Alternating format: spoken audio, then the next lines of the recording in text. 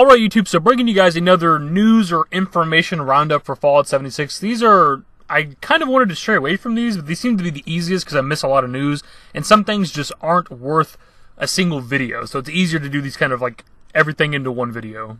So let's just hop right into it. First up, if you guys aren't aware, there is going to be a day one patch for this game, which isn't really surprising. Just about every single game has a day one patch. It's looking to be around the 50 gigabyte mark, which is around the size of the game. This article is saying the game's for 45 gigabytes, but for me the download is 50.99 gigabytes, so just under 51 gigabytes. Roughly the size of the game, which means the game's going to be 100 gigabytes on launch, which is kind of crazy, man. That's the size of Red Dead Redemption 2. This map is probably bigger than Red Dead Redemption 2's map, but I guarantee this game doesn't offer the amount of content. And I'll be completely honest, this has me a little bit worried about the future of the game, because I don't want to be playing a game that has massive updates all the time. Like, in theory, obviously, that's a good thing, you would think. It means they're really updating a lot of stuff. But as somebody with kind of bad internet, man, we've seen updates from like 30-something gigs upwards of 50 gigabytes. And that's the reason I stopped playing Elder Scrolls Online, is I just did not want to download these massive updates constantly. So I hope they are able to trim it down a little bit in the future. And on a related topic, Preload is now available on every single platform, so that gives you a couple days to download the game. It's been available on Xbox for a few days now, but now it's available for PS4 and PC. Next up, there's a very small, subtle Easter egg for the American version of The Office in Camden Park on a terminal. As you can see from the screenshot of the terminal, Mr. Porkins goes from assistant to the park manager to the assistant park manager, which is an ongoing joke in The Office. Where Dwight is the assistant to the regional manager and eventually becomes the assistant regional manager. Next up, if you're on PS4, there's a couple of free items available. First up is a Fallout 76 theme for the background of your PS4, which is kind of cool. It's a decent image. And then you also have these 3 free avatars to choose from. I think you can get all of them if you want to, but these are only available until the 14th. The theme and the avatars. Now, I'm not sure if that means as soon as it's like, the 13th rolls over to the 14th, it ends, or if you have all day of the 14th to claim these items, but it is limited time, so I'd grab these as soon as you can if you want them. Also, it looks like you might have to go to the PlayStation website to actually claim these avatars, and maybe even the theme as well, so I'll have that linked in the description below. Next up is a kind of strange one. It seems like some PC players are running into an issue where they're actually not able to uninstall the Fallout 76 beta from their computer, for whatever reason. Whenever they attempt to uninstall the game, it pops up the Bethesda.net launcher, and that asks them to log in. And once they log in, they are hit with this screen that says, "You do not have access to this game. Please check to make sure you are signed in with the Bethesda.net account associated with the purchase of this game." Currently, the speculation is that it has something to do with the servers being offline, which is why you aren't able to uninstall the game. That doesn't really make sense to me. I mean, it's possible. I don't know enough about PCs to know if that's even the case. I know it's drastically different, but I was able to uninstall it easily from my Xbox. But again, those are drastically different platforms.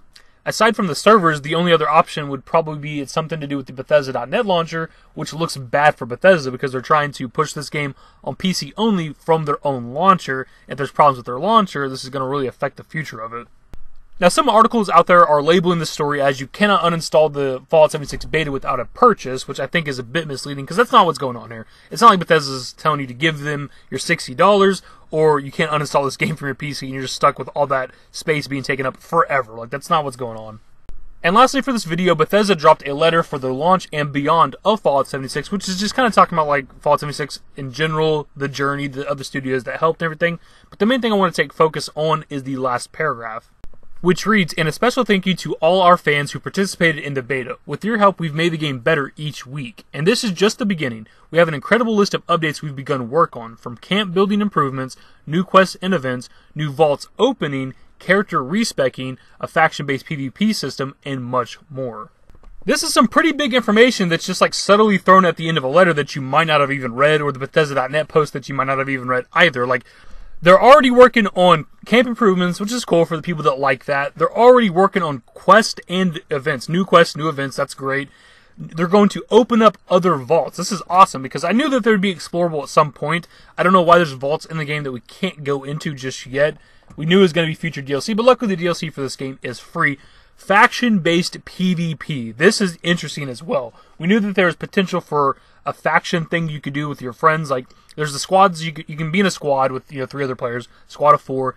but they talked about potentially bigger groups of players for factions and stuff, and they're working on a faction PvP. That means you could make your own Brotherhood of Steel with your group of friends. Somebody else can make their own group of like Enclave or something, or NCR, and y'all could fight it out or whatever. Like, this is PvP is something that could keep this game alive if it's done right. Like, if it's fun and engaging, and there's some sort of progression system with it, or whatever the case. Like, if they do PvP right, that could be the longevity of this game. Once, like, the questing and stuff is done, once you've maxed out your character and all the other stuff, PvP is something that can keep the game alive, potentially forever.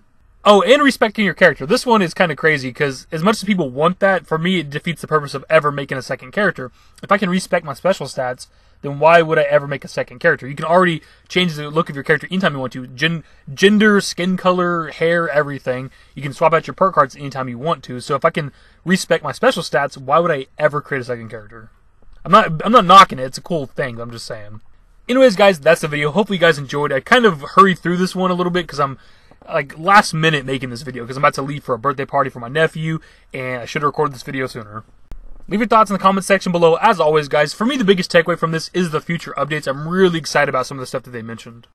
Hopefully you guys enjoyed the video, and if you did, give it a thumbs up. Subscribe to the channel if you guys are new. Turn on notifications. Follow me on Twitter at TheDashingDavid, at my Discord. Links to my social networks are in the description and in the outro. Later, guys.